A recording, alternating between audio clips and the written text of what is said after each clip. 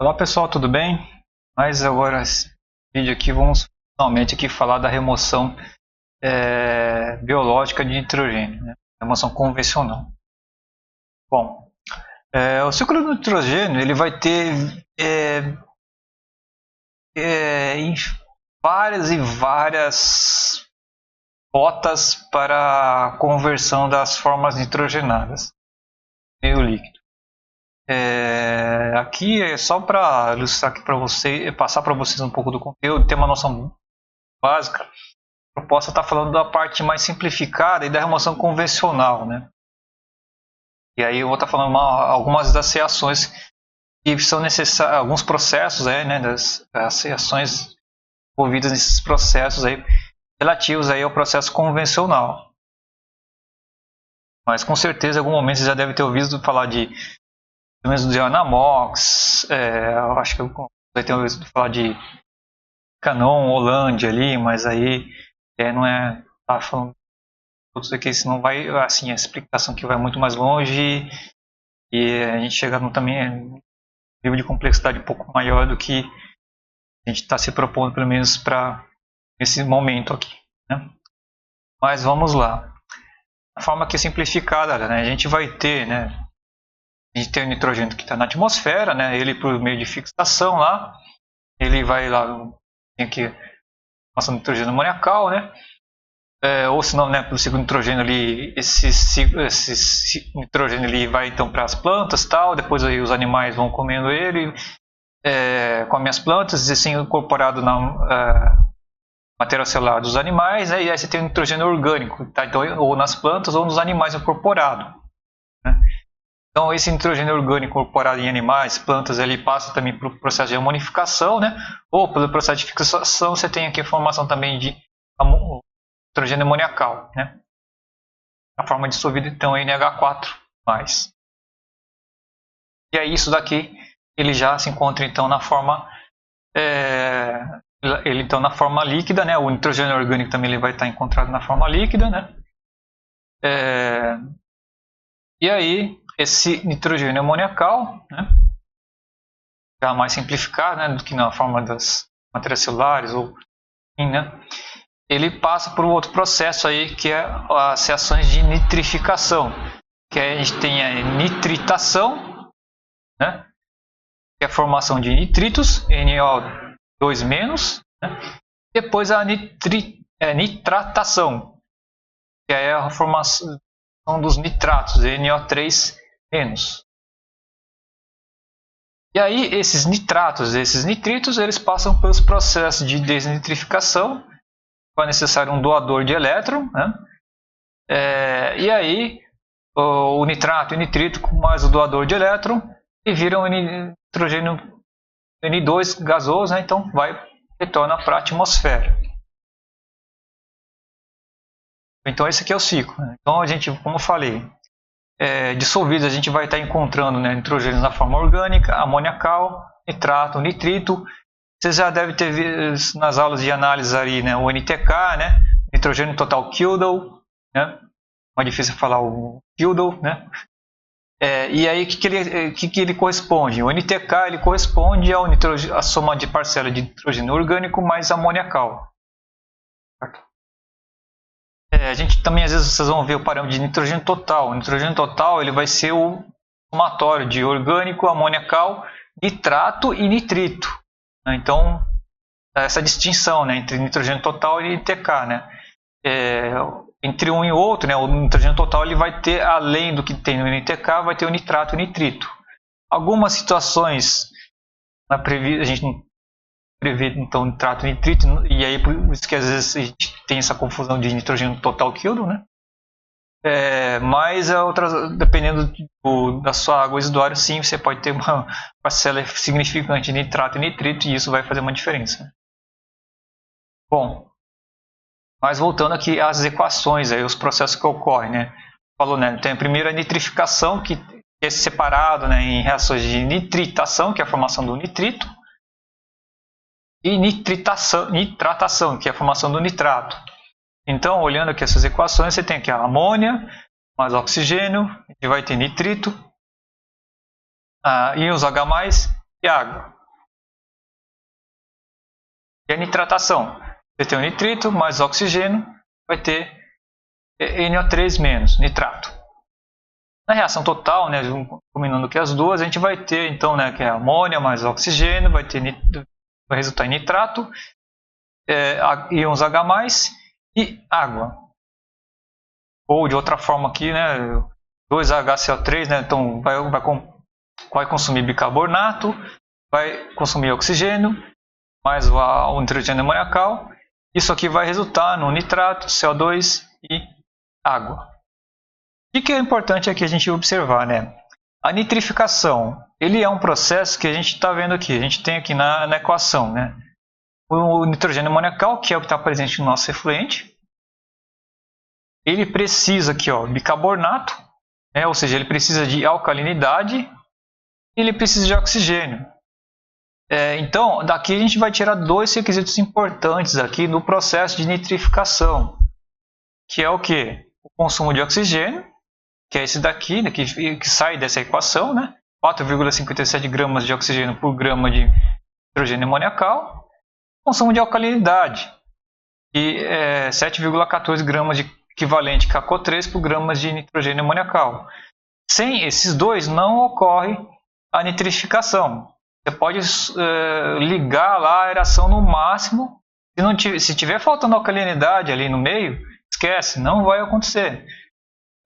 Vocês podem até argumentar, mas nessa outra equação tem os íons H+, mas então isso quer dizer o quê? Isso aqui vai acidificar o meio, você tem que equilibrar as coisas, então é necessário um alcalinizante para tamponar o meio, não a equação fica desequilibrada e a reação não ocorre.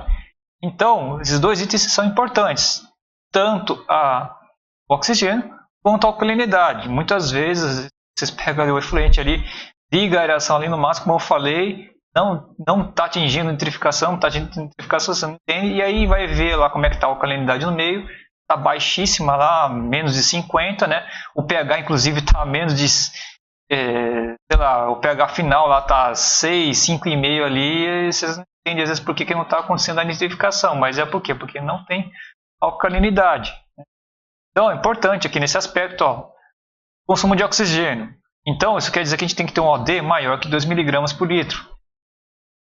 Consumo de alcalinidade, isso quer dizer que o pH, a gente esperado aqui, 7, 8,5. 7 pelo menos, gente. Né? Mas menos que 7 é sinal que está faltando alcalinidade. Então tem que fazer uma correção, adicionar um alcalinizante aí, bicarbonato de sódio, cal, enfim, algum alcalinizante. Além disso tudo, uma outra característica que vai influenciar fortemente é a temperatura. Isso daqui devido a características dos micro-organismos que realizam a nitrificação, né? Eles vão funcionar melhor em temperaturas maiores. Temperaturas menores que 20 graus Celsius, você tem uma baixa atividade desses micro-organismos que realizam a nitrificação. Certo? Então isso também é outro fator bastante importante, temperatura. E aí, agora nesse caso, mais especificamente relacionado com as características dos micro-organismos. Mas do aspecto químico e que não tem como evitar, né, das reações, são esses dois itens aqui. Oxigênio e alcalinidade. Muito bem, então isso aqui a gente está falando, né, de uma das etapas ali daquela conversão do nitrogênio. A gente ainda tem a desnitrificação, né? Muito bem. Aí vamos falar da desnitrificação. Eu já tinha falado antes, né, que a gente precisa de um doador de elétrons. Nos processos convencionais, esse doador de elétrons vai ser matéria orgânica. Sim, a gente vai...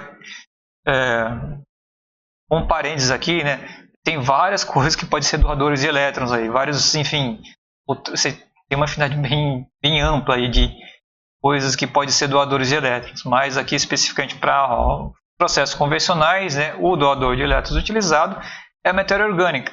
Seja ela você adicionada artificialmente, então, por exemplo, via uma adição de metanol ou etanol no nosso caso, né?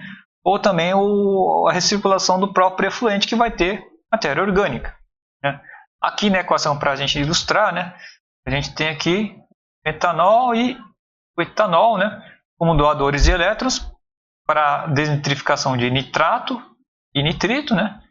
E aí nas equações a gente vai ter lá o N2 sendo gerado, né, CO2, né, carbônico, água e OH-, né? Então, o que a gente observa aqui pela equação química, né? A gente precisa ter o nitrato, que na verdade é o nosso problema, né? Então não é que precisa ter, né? Ele já vai estar porque a gente quer remover ele. E a gente precisa do doador de elétrons, né? Então, enfim, alguma matéria orgânica lá, que ou vai ser o próprio efluente que vai fornecer, né? E aí vai ter, enfim, metanol, etanol, outros compostos, outros ácidos voláteis aí que vão estar se decompondo e fornecendo esse doador de elétron, ou ele pode ser adicionado artificialmente ali, então botejando metanol, etanol, para desnitrificação. E aí disso aqui você tem nitrogênio, CO2, água e OH-. O que é interessante aqui é que nesse caso aqui a gente tem um aumento de alcalinidade, né? Então isso aqui aumenta o pH, né? Então aqui, diferente da nitrificação, a gente tem uma geração de alcalinidade de 3,57 gramas por equivalente a KO3 por grama de nitrato. E aí, né, um consumo lá de doador de elétrons, no caso de se for um metanol, né, uma faixa de 4 a 5 gramas de equivalente DQO de metanol por gramas de nitrato.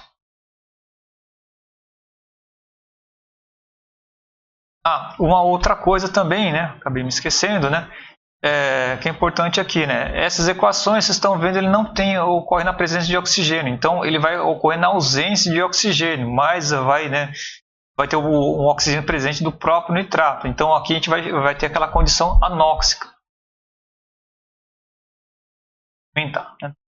Então, resumindo aqui, né, os processos aí de conversão de nitrogênio no meio líquido pelo processo convencional vão se consistir, né?